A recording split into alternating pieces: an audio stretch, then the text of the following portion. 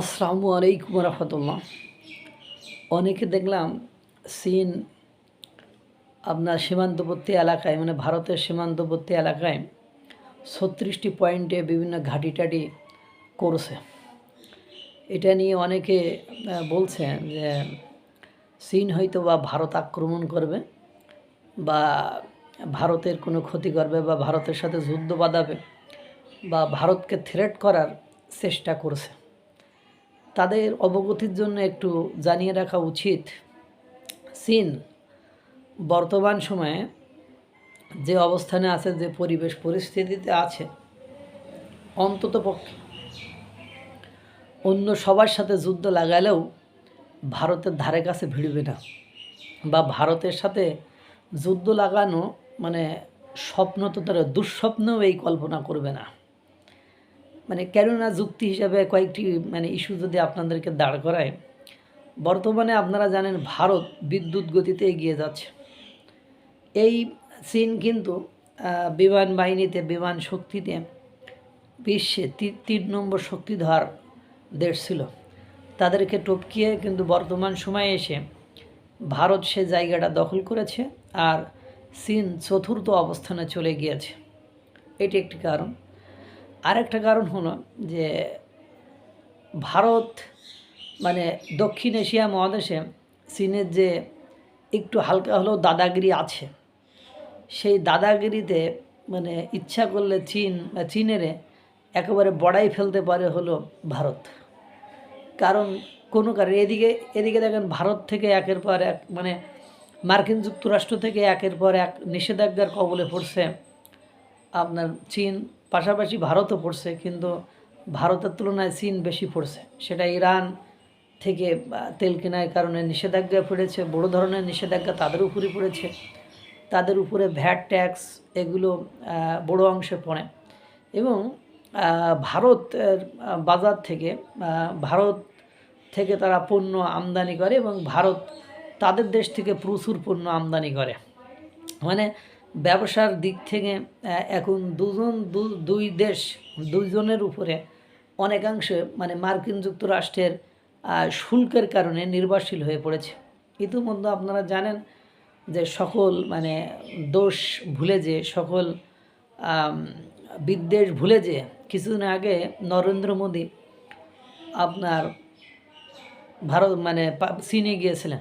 এখন এমনও তো হতে পারে যে ভারতের প্রতিবেশী মার্কিন যুক্তরাষ্ট্রের সাথে যে মাখামাখি ঘেঁষাঘেঁষি করছে, শুধু মার্কিন যুক্তরাষ্ট্র নয়, মার্কিন যুক্তরাষ্ট্রের সাথে চীনের, পাকিস্তানের সাথে যে মাখামাখি ঘেঁষাঘেঁষি করছে, ভারতের চেয়ে মার্কিন যুক্তরাষ্ট্রই হলো চীনের সবচেয়ে বড় শত্রু।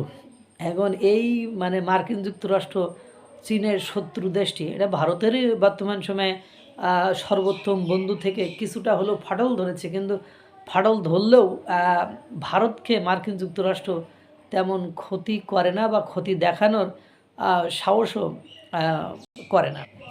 এখন ঘটনা হয়েছে যে চীন তো এই প্রস্তুতি নিচ্ছে, কারণ ভারতের কাছেই তাদের সীমান্ত, বাংলাদেশের সাথে সরাসরি তো তাদের কোনো সীমান্ত নেই।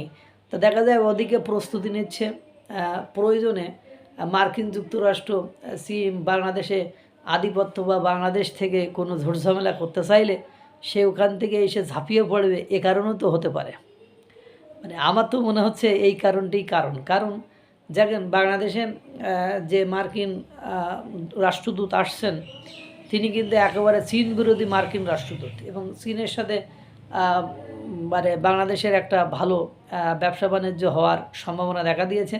আপনারা জানেন যে যখনই বাংলাদেশের একজন শিশু উপদেষ্টা বলে দিলেন বা আমরা চীন থেকে জেট ফাইটার কি কিনবো, তারপরই দেখেন চীন বিদ্বেষী রাষ্ট্রদূত সিলেক্টেড করে ফেললো। এতদিন কিন্তু কাকে পাঠাবে, কেন পাঠাবে, পরীক্ষামূলকভাবে বিভিন্ন চেষ্টা চালিয়েছে মার্কিন যুক্তরাষ্ট্র, কিন্তু যেই কথা বলেছে সেই লক্ষ্য করেছেন কিনা একেবারে মনে করেন চীন ঘেঁষা চীন বিরোধী রাষ্ট্রদূত ঠিক করে ফেলছে। অর্থাৎ আপনি চীনের সাথে যত প্রকল্প যা কিছু করতে চাইবেন সেখানে মার্কিন যুক্তরাষ্ট্র একেবারে গলার কাটা হয়ে দাঁড়াবে। এবং আপনারা আরও জানেন যে যখন শুল্ক চুক্তির বিষয়টি বিভিন্ন ইস্যু নিয়ে আলোচনা হচ্ছিল, তখন কিন্তু যে আমরা যাদেরকে নিষেধাজ্ঞা দেব তোমরাও তাদেরকে নিষেধাজ্ঞা দিবা, এই সত্যটার কথা কিন্তু উঠেছিল। সেটা বাস্তবায়ন হয়েছে কি না এটা জানা যায় না। তো এই যে একের পর এক মার্কিন যুক্তরাষ্ট্র চীনকে নিষেধাজ্ঞা দেয়, এবং চীনের ব্যবসা আপনারা জানেন যে পাকিস্তান এবং বাংলাদেশের সাথে চীনের একটা ব্যাপক ব্যবসা বাণিজ্য চলে। এই যে ব্যবসা বাণিজ্যের ভাটা সৃষ্টি করতে মানে মার্কিন যুক্তরাষ্ট্র সিদ্ধহস্তে, এবং মার্কিন যুক্তরাষ্ট্র যদি কোনো কারণে মানে বাংলাদেশের উপর আধিপত্য পুরোপুরি বিস্তার করে ফেলে, এই যে আপনার ঘাঁটিটা মানে ঘাঁটি বলতে নাই, যে টার্মিনাল, নিউ মেরিন টার্মিনাল সহ যে কয়েকটি বন্দর, তারপরে জাতিসংঘ মানবাধিকার কার্যালয় অলরেডি চলে এসেছে।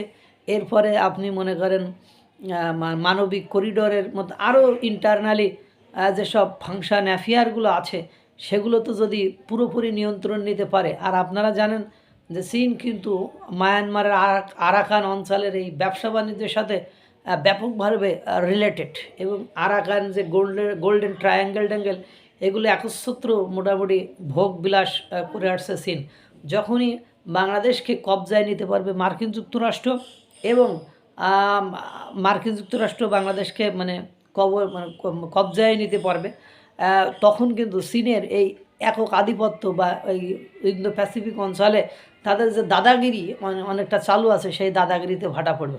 এখন তাদের যে ন্যূনতম যে দাদাগিরিটা টিকে আছে সেটা শুধু ভারতের কারণে, কারণ ভারতও চায় না যে মার্কিন যুক্তরাষ্ট্র এই অঞ্চলে দাদাগিরি করুক। এখন যখনই এই চীন এই অঞ্চলে মানে ভারতের সাথে শত্রুতা বাঁধাইতে চাইবে বা লাগাইতে চাইবো বা লাগাইব, তখন যে ন্যূনতম যে দাদাগিরিটুকু চীনের আছে সেটুকু তারা হারাবে। আর এই ভুল মানে কোনোভাবেই কোনো মতেই আপনার চীন করবে না। চীন যদি মার্কিন যুক্তরাষ্ট্রের সাথে বন্ধুত্ব হয়, কিন্তু মার্কিন যুক্তরাষ্ট্রের সাথে চীনের কোনোভাবেই কোনো রকমেই বন্ধুত্ব হবে না, কারণ রাশিয়া আছে ওদিকে, রাশিয়া এদিকে ভারত, বন্ধুত্ব করলে বড়ায় যাবে। সুতরাং আমরা যেটা দেখছি সেটা এরকম হতে পারে যে ভারতের সাথে উত্তেজনা নয়, মানে ভারতের পাশ থেকে দিয়েই উড়ে এসে যাতে আপনার মনে করেন বাংলাদেশ এবং মানে মার্কিন যুক্তরাষ্ট্রের মানে আধিপত্য বা বাংলাদেশে মার্কিন যুক্তরাষ্ট্রের আধিপত্য বা দাদাগিরিকে থ্রেট করার জন্য হচ্ছে কিনা।